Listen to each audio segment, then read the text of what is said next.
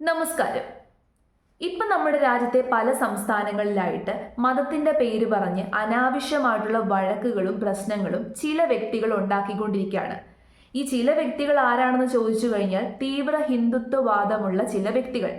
അവർ ഒരു കാര്യവുമില്ലാതെയാണ് ഈ പ്രശ്നങ്ങളൊക്കെ ഉണ്ടാക്കിക്കൊണ്ടിരിക്കുന്നത്.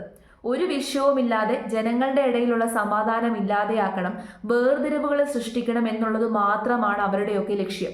ഇവർക്കൊന്നും ബോധമില്ല, വിവരമില്ല, ഒന്നുമില്ല. അവരുടെ എല്ലാവരുടെയും ഉള്ളിൽ മതം മാത്രമാണ്. മതങ്ങളെ തമ്മിൽ അങ്ങോട്ടും ഇങ്ങോട്ടും തമ്മിൽ തല്ലിക്കണം, തമ്മിൽ ഇല്ലാതെയാക്കണം. നമ്മുടെ രാജ്യത്ത് മതങ്ങൾ തമ്മിലൊരു ഒത്തൊരുമയുണ്ട്, ആ ഒത്തൊരുമ ഇല്ലാതെയാക്കണം. ഛത്തീസ്ഗഡിൽ കന്യാസ്ത്രീമാർക്ക് നേരെ നടന്ന അക്രമം നമ്മൾ കണ്ടതാണ്. ഒരു കാര്യമില്ലായിരുന്നു, അവർ നിരപരാധികളായിരുന്നു.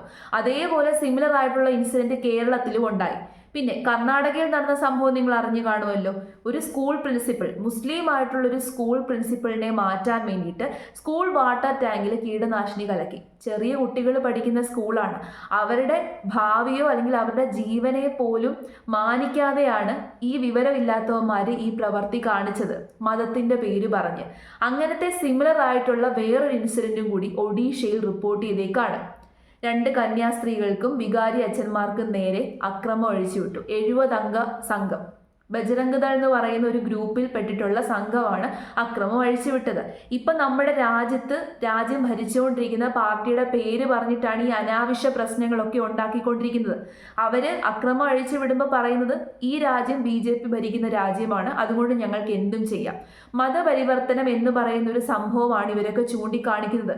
എന്നാൽ ഈ കന്യാസ്ത്രീമാരും ഈ അച്ഛന്മാരും മതപരിവർത്തനത്തിന് വേണ്ടിയിട്ട് പോയതല്ല, ഒരു ക്രിസ്ത്യൻ കുടുംബത്തിൽ പ്രാർത്ഥനയ്ക്ക് വേണ്ടിയിട്ട് പോയതാണ്. എല്ലാ വർഷവും ഈ ആണ്ട് ചടങ്ങ് നടത്തുമല്ലോ, ഒരാളുടെ ഓർമ്മയ്ക്ക് വേണ്ടിയിട്ട് ആണ്ട് ചടങ്ങിൻ്റെ സമയത്ത് മിക്ക ക്രിസ്ത്യൻ കുടുംബത്തിലേക്കും അച്ഛന്മാർ വന്ന് പ്രാർത്ഥന നടത്താറുണ്ട്. അങ്ങനെ ഒരു പ്രാർത്ഥനയ്ക്ക് പോയിട്ടുള്ള അച്ഛന്മാരെയും കന്യാസ്ത്രീമാരെയുമാണ് ഇവർ ഒരു കാര്യവുമില്ലാതെ ഉപദ്രവിച്ചത്. ആ വാർത്ത ഏതായാലും നമുക്കൊന്ന് കേട്ടു നോക്കാം. ക്രിസ്ത്യൻ പുരോഹിതരെയും കന്യാസ്ത്രീകളെയും ബജ്രംഗ് ദൾ ഓഗസ്റ്റ് 6 രാത്രി ജലേശ്വറിൽ വെച്ചാണ് ഉണ്ടായത്. മതപരിവർത്തനം ആരോപിച്ചാണ് 70ഓളം ബജ്രംഗ് ദളുകാർ നടത്തിയത്.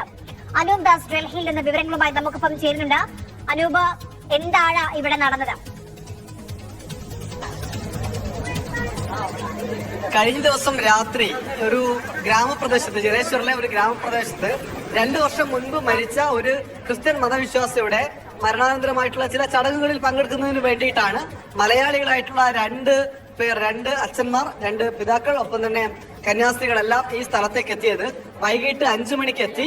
രാത്രി 8 മണിയോടുകൂടി ചടങ്ങുകളെല്ലാം പൂർത്തിയാക്കി തിരികെ പോകുന്ന സമയത്താണ് 70ഓളം വരുന്ന ബജ്രംഗ് ദൾ പ്രവർത്തകർ സംഘടിച്ചു വന്ന് വലിയ ആക്രമണം അഴിച്ചുവിട്ടത്. ഈ പിതാക്കൾ സഞ്ചരിച്ചുകൊണ്ടിരുന്ന ബൈക്ക് അത് തള്ളിയിട്ടു. അതിനുശേഷം അവരെ മർദ്ദിച്ചു. ഷർട്ടുകൾ പിടിച്ച് കീറി അവരെ മർദ്ദിച്ചതിനു ശേഷം എന്താ ഇതല്ലേ? നമ്മുടെ രാജ്യത്താണ് ഇതൊക്കെ നടക്കുന്നത്. കുറേ നാളുകളായിട്ട് ഇത്തരം പ്രശ്നങ്ങളൊന്നും നമ്മുടെ നാട്ടിൽ ഉണ്ടായിരുന്നില്ല. എന്നാൽ ഇപ്പോൾ 2-3 വർഷങ്ങളായിട്ട്, എനിക്ക് തോന്നുന്നു ഇപ്പൊ കുറേ നാളുകളായിട്ട് വല്ലാത്ത രീതിയിലുള്ള പ്രശ്നങ്ങൾ രൂക്ഷമായിക്കൊണ്ടിരിക്കുകയാണ്. ഇതിനെ നമുക്ക് സിമ്പിളായിട്ട് കാണാൻ വേണ്ടി പറ്റത്തില്ല. വെറുതെ ജസ്റ്റ് മതത്തിന്റെ പേര് പറഞ്ഞിട്ടുള്ളൊരു വെറും പ്രശ്നം എന്നുള്ള രീതിയിൽ നമുക്ക് ഇതിനെ ആ ലാഘവത്തോടു കൂടിയിട്ട് നമുക്ക് ഈ ഒരു വിഷയത്തെ എടുക്കാൻ വേണ്ടിയിട്ട് പറ്റത്തില്ല. വളരെ സീരിയസ് ആയിട്ട് സമീപിക്കേണ്ട ഒരു വിഷയമാണ്, സീരിയസ് ആയിട്ട് കാണേണ്ട ഒരു വിഷയമാണ്. ഒരു കാര്യവുമില്ലാതെ മനുഷ്യന്മാരെ ഉപദ്രവിക്കുകയാണ് മതത്തിന്റെ പേര് പറഞ്ഞിട്ട്. എന്തെങ്കിലും ഒരു വ്യക്തി തെറ്റ് ചെയ്തിട്ടുണ്ടെങ്കിൽ പോലും നമുക്ക് കൂട്ടത്തോട് ചെന്ന് ഒരു വ്യക്തികളെ നമുക്ക് കയ്യേറ്റം ചെയ്യാൻ വേണ്ടിയിട്ട് പറ്റത്തില്ല. നമ്മുടെ രാജ്യത്തിന്റെ നിയമം അതിന് അനുവദിക്കുന്നില്ല. എത്ര തെറ്റ് ചെയ്ത വ്യക്തിയാണെന്നുണ്ടെങ്കിലും നിയമത്തിന് വിട്ടുകൊടുക്കുക, അതാണ് ചെയ്യേണ്ടത്. അല്ലാതെ പബ്ലിക്കായിട്ട് ചെന്ന് വ്യക്തികളെ കയ്യേറ്റം ചെയ്യാനുള്ള അവകാശം ഈ നാട്ടിലുള്ള സാധാരണ പൗരന്മാർക്കില്ല. അപ്പോൾ ആ നിയമം നിലനിൽക്കെ തന്നെ ഇത്തരം പ്രശ്നങ്ങൾ ഉണ്ടാകുമ്പോൾ നമ്മുടെ രാജ്യത്ത് ഇടപെടേണ്ടത് ആരാണ്? നിയമപാലകരാണ്. എന്നാൽ നിയമം ഇവിടെ നോക്കുകുത്തികളായിട്ടിരിക്കുകയാണ്. രാഷ്ട്രീയക്കാരായിട്ട് മനഃപൂർവ്വം സൃഷ്ടിച്ചെടുക്കുന്ന പ്രശ്നമാണെന്നാണ് എനിക്ക് തോന്നുന്നത്. അതാവാനാണ് സാധ്യത. കാരണം രാഷ്ട്രീയക്കാർക്ക് മാത്രമേ ഇതിനകത്ത് എന്തെങ്കിലും ചെയ്യാൻ പറ്റത്തുള്ളൂ. പക്ഷെ രാഷ്ട്രീയക്കാരാണ് ഈ മതം പറഞ്ഞിട്ടുള്ള പ്രശ്നങ്ങൾ ഉണ്ടാക്കുന്നത്. നമ്മൾ മനസ്സിലാക്കേണ്ടത്, നമുക്ക് ഈ ഫണ്ടമെന്റൽ റൈറ്റ്സ് എന്ന് പറയുന്ന ഒരു സംഭവമുണ്ട്, മൗലിക അവകാശം. ഈ രാജ്യത്തുള്ള നമ്മുടെ സിറ്റിസൺ പൗരന്മാർക്ക് പതിച്ചു നൽകിയിട്ടുള്ള അവകാശങ്ങളാണ് ഈ ഫണ്ടമെന്റൽ റൈറ്റ്സ്. അപ്പോൾ ആർട്ടിക്കിൾ 25 എന്ന് പറയുന്ന ഒരു ഇതുണ്ട്, ഫണ്ടമെന്റൽ റൈറ്റിലെ ആർട്ടിക്കിൾ 25. ഇതെന്താണ് പറയുന്നതെന്ന് അറിയാമോ?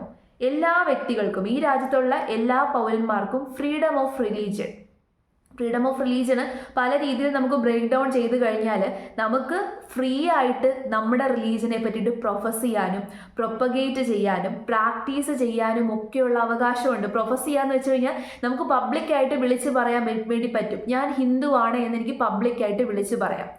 ആരെയും പേടിക്കാതെ എനിക്ക് പബ്ലിക്കായിട്ട് എൻ്റെ റിലീജിയൻ ഏതാണ്, എൻ്റെ മതം ഏതാണെന്നുള്ളത് വിളിച്ച് പറയാൻ വേണ്ടി പറ്റും. അതാണ് പ്രൊഫസ്, ഫ്രീഡം ടു പ്രൊഫസ്.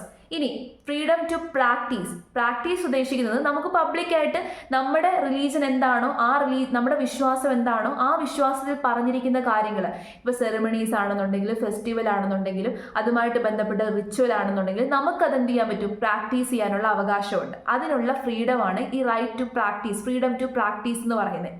ഇനി പ്രൊപ്പഗേറ്റ്, അതായത് ഫ്രീഡം ഓഫ് റിലീജിയൻ എന്ന് പറയുന്ന ആ ഒരു സംഭവത്തിൽ അടങ്ങിയിട്ടുള്ള കാര്യമാണ്. നമുക്ക് പ്രൊഫസ് ചെയ്യാനും പ്രാക്ടീസ് ചെയ്യാനും പ്രൊപ്പഗേറ്റ് ചെയ്യാനുമുള്ള ഫ്രീഡം ഉണ്ട്. ഈ പ്രൊപ്പഗേഷനിലൂടെ ഉദ്ദേശിക്കുന്നത് എന്താണ്, നമുക്ക് നമ്മുടെ മതത്തെ പറ്റിയിട്ട് മറ്റുള്ള ആൾക്കാരോട് പറയാൻ, പ്രൊപ്പഗേറ്റ് ചെയ്യാനുള്ള അവകാശമുണ്ട്, ഫ്രീഡമുണ്ട്.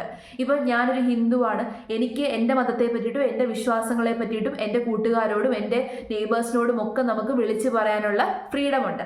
പക്ഷേ വിളിച്ചു പറയുമ്പോൾ ഒരിക്കലും അവരെ ഫോഴ്സ്ഫുള്ളി ഒരിക്കലും നമ്മൾ അവരുടെ മുമ്പിൽ വിളിച്ചു പറയരുത്. ഇപ്പം ഞാൻ എൻ്റെ മതത്തെ പറ്റിയിട്ട് അവരോട് പറയാൻ വേണ്ടിയിട്ട് ചെല്ലുമ്പോൾ അവരെന്നോട് പറയുവാണ് കേൾക്കാൻ താല്പര്യമില്ല എന്ന് പറയുമ്പോൾ അവിടെ വെച്ച് സ്റ്റോപ്പ് ചെയ്യാം. പക്ഷേ എനിക്ക് ഫ്രീ ആയിട്ട് പബ്ലിക്കായിട്ട്, ഇപ്പം എനിക്കൊരു യൂട്യൂബ് ചാനൽ തുടങ്ങി അല്ലെന്നുണ്ടെങ്കിൽ പബ്ലിക്കായിട്ട് ഒരു സ്റ്റേജ് കെട്ടി അവിടെ നിന്ന് എനിക്ക് എൻ്റെ മതത്തെ പറ്റിയിട്ട് വിളിച്ചു പറയാനുള്ള അവകാശമുണ്ട്.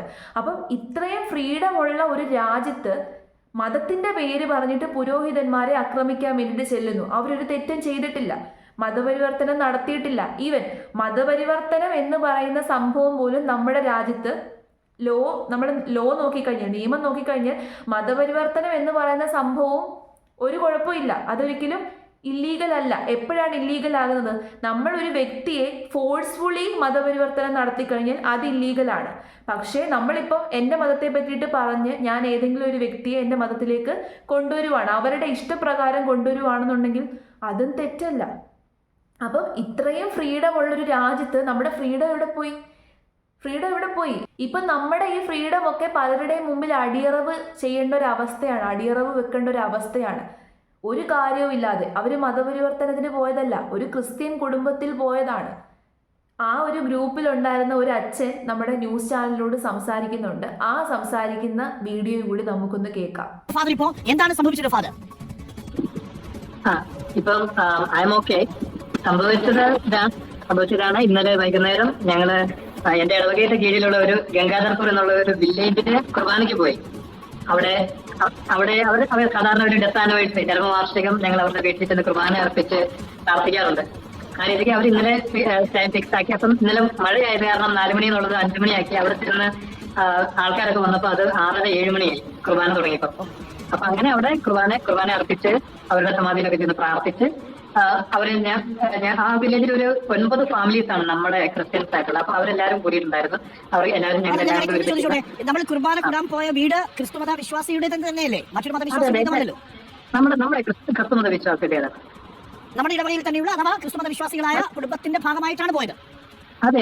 നമ്മുടെ പാരീഷണറാണ്. നമുക്ക് 9 ഫാമിലീസ് കുറെ വർഷങ്ങളായിട്ട് അവിടെ ഉണ്ട്. അവരുടെ ഒരു വീട്ടിലാണ് പോയത്. അപ്പോൾ എന്ത് സംഭവിച്ചു ഫാദർ? അപ്പൊ ഭക്ഷണമൊക്കെ കഴിച്ചു കഴിഞ്ഞിട്ട് പിന്നെ ഞങ്ങളുടെ പാരീഷിന്റെ ജൂബിലി ഒക്കെ വരുന്നുണ്ട്. അപ്പൊ അതിനെപ്പറ്റി കുറച്ച് ഡിസ്കഷൻ ഒക്കെ ഉണ്ടായിട്ട് ഒരു 9 മണി കഴിഞ്ഞപ്പോഴാണ് അവിടെ ഞങ്ങൾ ഇറങ്ങുന്നത്.